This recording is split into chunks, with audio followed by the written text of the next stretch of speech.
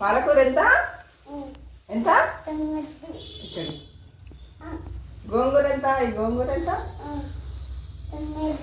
ఇది కూడా 9. ఇదెంత? తోటకూర ఎంత? 40. 40కి ఒక్కటనా? తక్కువకి 20 కాదా? తగ్గదా రేటు? తగ్గదా? ఇవెంత? బెండకాయ ఎంత ఎంత? ఒకటి 10 రూపాయలా? డబ్బులు తీసుకోవాలి చాలు. ఇంకా నీ దగ్గర రేట్లు బాగున్నాయి. ఇంకొద్దులే.